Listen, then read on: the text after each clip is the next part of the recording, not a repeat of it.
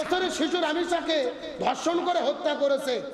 একদল প্রচার করতেছে এটা জামাতের কর্মী করেছে, আর একদল প্রচার করতেছে এটা বিএনপির নেতা করেছে। জামাত দেয় বিএনপির দোষ, বিএনপি দেয় জামাতের দোষ। এই জন্য দোষারোপের রাজনীতি। পরিষ্কার করে বলি, যে অন্যায় করেছে এর কোনো দলের পরিচয় নাই, এর পরিচয় সে অপরাধী। দেখতেছি এই দেশের মধ্যে আমাদের সেই রামিসা নামক ছোট্ট বোনটিকে 8 বছর বয়সে ধর্ষণ করে তাকে হত্যা করে যখন তার লাশটাকে টুকরো বিটুকরো করে ফেলা হলো, ওই রামিসার বাবার কান্নায় পুরো দেশের মানুষের আজকে কাঁদছেন। অসহায় বাবা তেমন ভাবে হাউমাউ করে পাগলের মতো কাঁদছেন, কান্না করতে করতে সে পাগল প্রায় হয়ে গেছেন। গতকালকে বাংলাদেশের মাননীয় প্রধানমন্ত্রী তারেক রহমান রামিসার বাড়িতে গেলেন, বাবা আমাকে সান্ত্বনা দিলেন, ওই রামিসার বড় বোনের দায়িত্ব ভার গ্রহণ করার ঘোষণা দিলেন।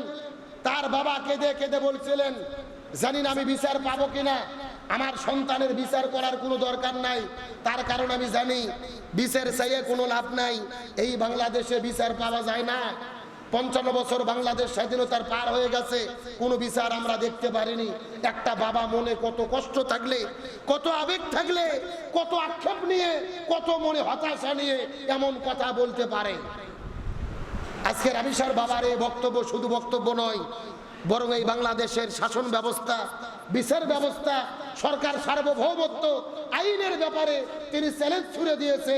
তার কারণ বাংলাদেশে ধর্ষণ হয়, খুন হয়, কিন্তু বিচার আমরা দেখতে পাই না। আজকে রামিসার বাবার কান্না, মার কান্না আকাশ বাতাস মুখরিত হচ্ছে।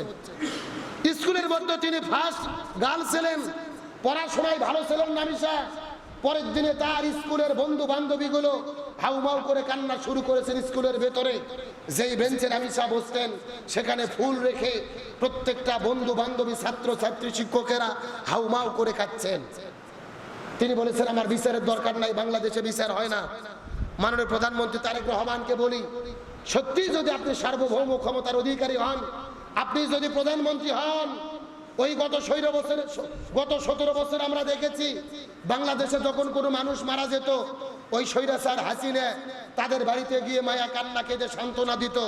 আমরা তারেক রহমানের কাছে দাবি করি, শুধু সান্ত্বনা দেওয়া নয়, আপনাকে প্রমাণ করতে হবে অতি দ্রুত এই হত্যার বিচার করে আপনাকে প্রমাণ করতে হবে যে আপনি বিচার করার পক্ষে আছেন। আমরা স্পষ্ট বিচার দেখতে চাই, আর কোনো সান্ত্বনার কথা আমরা শুনতে চাই না, সান্ত্বনার বিষয় আমরা দেখতে চাই না। আজকে বাংলাদেশের এই ঘটনা দেখার পরে যাদের বাড়িতে কন্যা সন্তান আছে, প্রত্যেকটা বাবা আজকে স্তম্ভিত, প্রতিটা বাবা আজকে চিন্তিত, আমার মেয়ের কি হবে, আমার মেয়েটা স্কুলে যায়, মাদ্রাসায় যায়, পড়াশোনা করে, জানি না কখন কি হবে। প্রত্যেকটা বাবা মা 24টা ঘন্টায় চিন্তিত অবস্থায় থাকে তাদের সন্তানদেরকে নিয়ে।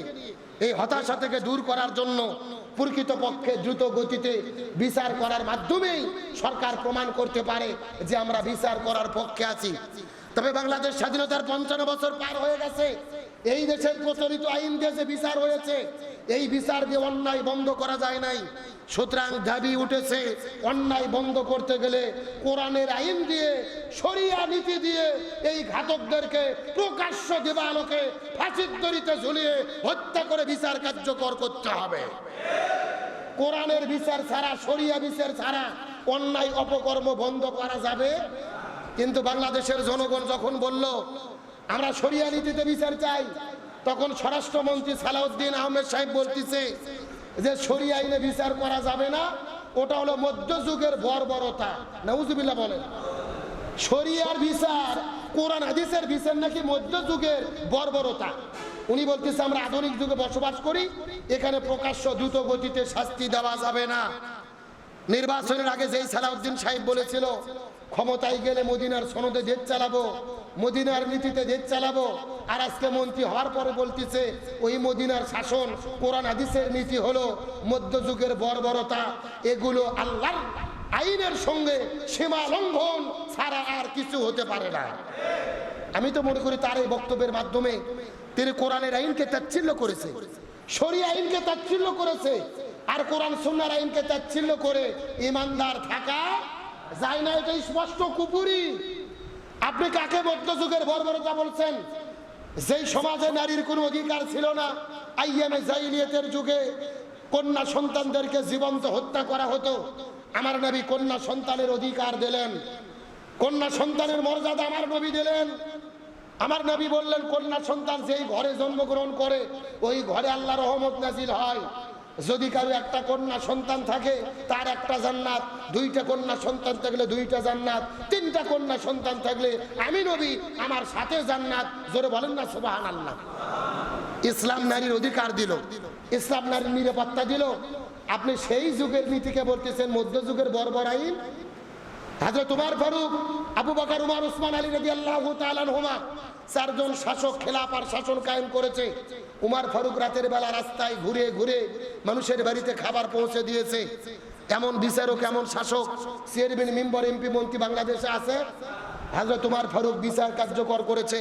তার ছেলের ব্যাপারে অভিযোগ আসলো আবু শামা। উমর ফারুক বিচার করতে গিয়ে তার সন্তানের শরীরে আঘাত করতে করতে আবু শামার জীবন চলে গেছে। তারপরও তিনি আঘাত করা ছাড়েনি, নিজের সন্তান দুনিয়া থেকে বিদায় নিল। তারপরেও তিনি জাস্টিস কায়েম করেছে, ন্যায় বিচার কায়েম করেছে। এমন ন্যায় বিচার পৃথিবীর ইতিহাসে আর কোনো জায়গায় পাওয়া সম্ভব নয়। আপনি বলতেছেন কোরআন সুন্নাহর নীতি, এগুলো মধ্যযুগের বর্বরতা না। কোরআন হাদিসের নীতি মধ্যযুগের নীতি নয়, বরং তামাম পৃথিবীর যত নীতি আইন আছে 100 বছর আগে যে আইন থাকে 100 বছর পরে সেই আইন বাতিল হয়ে যায়, কিন্তু কোরআন সুন্নাহর নীতি বাতিল হয় না। 1400 বছর আগেও যা এখনো তা কিয়ামত পর্যন্ত কোরআন সুন্নাহর নীতি আধুনিক নীতি হিসেবে থাকবে। সুতরাং কোরআন সুন্নাহর নীতিকে বর্বর নীতি, মধ্যযুগের নীতি বলার কোনো সুযোগ। আজকে আপনি কোরআন সুন্নাহর নীতিকে বলছেন বর্বর নীতি, মধ্যযুগের নীতি। মাত্র 3 ঘন্টা পার হয়ে গেছে। সালাউদ্দিন আহমেদ সাহেব এই বক্তব্য দেওয়ার পরই রাতের বেলা রামি সাহের বাড়িতে গেছেন বাবা মার সঙ্গে দেখা করতে।